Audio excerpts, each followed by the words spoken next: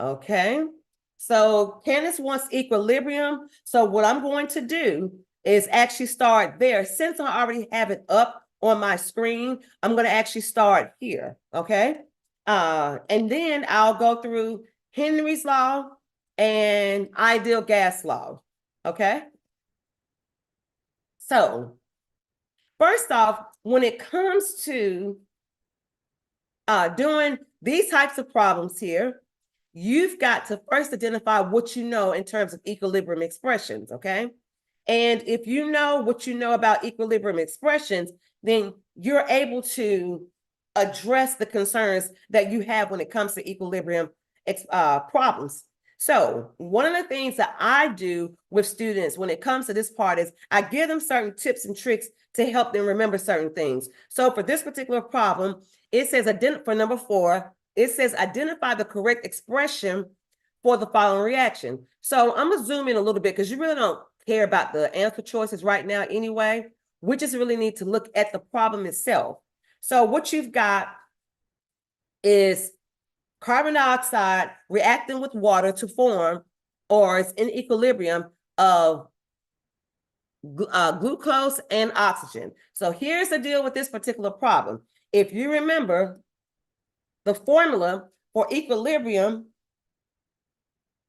in order to find equilibrium expressions, you've got to have KEQ equals the products divided by the reactants, okay? Products over reactants, okay? So now here's the other thing too. You've got to also make sure that whatever the products are, if there are coefficients there, you raise it to that particular power, okay? Now, notice the physical states also. Notice the physical states. There are gases, liquids, solids. There are 3 physical states here. But what do you have to remember when it comes to your equilibrium constants? You do not include solids nor liquids, okay? You do not include solids nor liquids. So in this particular expression right here, we're only going to have the oxygen, which is O2, raised to the power of 6 over carbon dioxide, raised to the power of 6, okay? And then that way, you're able to address your final answer. So if you know that the equilibrium concentrations formula is products over reactants, that means you get rid of solids and liquids. They're not included, okay? Only your gases. So it's the gas, oxygen, raised to the coefficient's power over carbon dioxide raised to the coefficient's power. So if we take a look at these answers here, which one would the answer be? Oxygen raised to the power of 6 divided by carbon dioxide raised to the power of 6. Okay, put your answer in the chat since we just went through this particular problem. Put your letter in the chat. And while you do that, I'm going to grab my water. I'm on this thing of drinking a gallon of water a day. Okay. I got my spring water here. Okay, guys, here, go ahead and put your answer in the box. Okay, put your or in the chat box so we will know.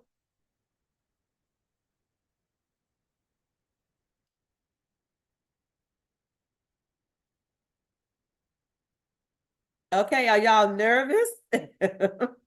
Are you nervous? Let me help you guys out. Oxygen over carbon dioxide, both of them are raised to the power of 6. So which answer are you going to pick? It should be letter C. Letter C. Okay, letter C. Oh, okay. Gotcha, Candace. Gotcha. Oh, I remember those days. Sweet babies. I remember them. Okay. So what I was saying, Candace, I'll redo it for you, honey. I'll redo it. So for this particular problem, we were looking at the equilibrium expression, and we know that the equilibrium expression is products over reactants, and that we cannot include solids or liquids. So we're only looking at the gases. And in this case, the products is on the right-hand side, the reactants on the left-hand side. So we have oxygen over carbon dioxide, and they're both raised to their coefficient power. So in this case, for oxygen, it's going to be raised to the power of 6, and for carbon dioxide, the same thing. So the answer is letter C. And I'll zoom in so you can see that. It's letter C. Matter of fact, let me go ahead and circle that one. Okay. I'll put a little star by it. Okay. Now, this next one for number 5, it says the value of Kc for the following reaction is 2 times 10 to the negative 10th power at 100 degrees Celsius. Okay. So in other words, what you see right here, okay, this right here is the equilibrium or the formula or the reaction rather, excuse me. This is your reaction right here. This is the Kc. Now, notice that it flipped though, right here. It flips. So what we want to know is, what is the value of Kc? So if the Kc for this reaction right here is 2 times 10 to the negative 10th power, what is it going to be when you actually flip it? So let's figure this one out. Let's go ahead and solve this equation. Whenever you're doing a problem where it's reversed, you're going to say the Kr is equal to 1 over Kc. So in this case, you're going to say 1 divided by 2 times 10 to the negative 10th power. And all you have to do now is plug this into your calculator. So I'm going to actually show you all how I plug it in also. So that's 1. Well, let me turn it on. 1 divided by 2 times 10 to the negative 10th power. And I get this big number, right? Well, the one that comes close to it, and for those of you all that are on YouTube, you can't see my calculator, but the answer is letter B. It's letter B. It's 5 times 10 to the 9th power.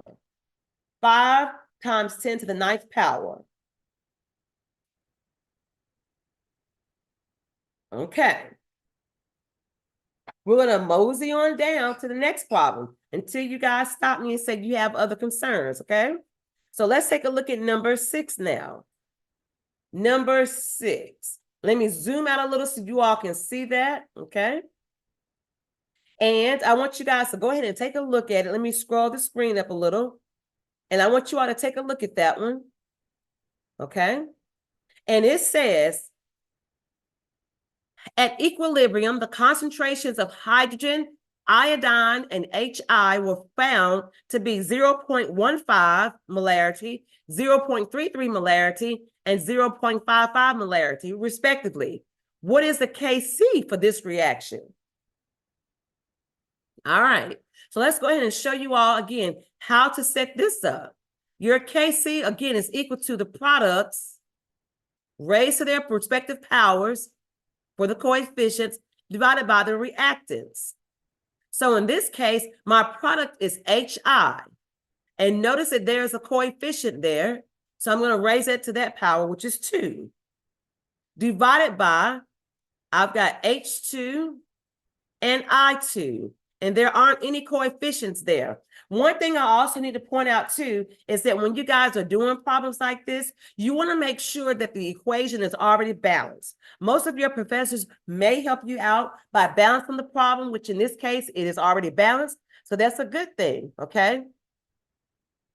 Now, what you're going to have to do is just plug in those numbers, all right? So HI, in this case, in our problem, was 0.55 square. Divided by H2 is 0.15 times 0.33. Okay. So if you have your handy dandy calculator, you all can plug that in too, okay? You can plug it in also. So 0.55 squared, that top number, I'm going to put it over here on this side so I can have some space, okay? So the top number is KC is equal to 0.3025. Now, I need to divide that by the bottom number. So 0.15 times 0.33. Those two numbers together, when I multiply them, is 0.0495. So go ahead and divide those two numbers right there. 0.3025 divided by 0.0495, and I get 6.1. 6.1. So letter D is our correct answer. Okay, letter D. Any questions so far from anybody? Anybody?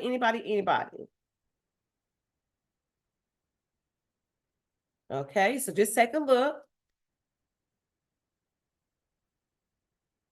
Okay. All right. Good. Now, for the next problem, okay? For the next problem. Hello, everybody that just stepped in the building. We are going over some General Chem 2 problems, as I know several students are having trouble with their classes. This is the final exam week for many students all across the country, and they are trying to get those last minute tips and tricks to help them excel on that final exam. All right. Now, if you all want me to do number 7, you got to tap that screen. I need to get it up at least to 1,000.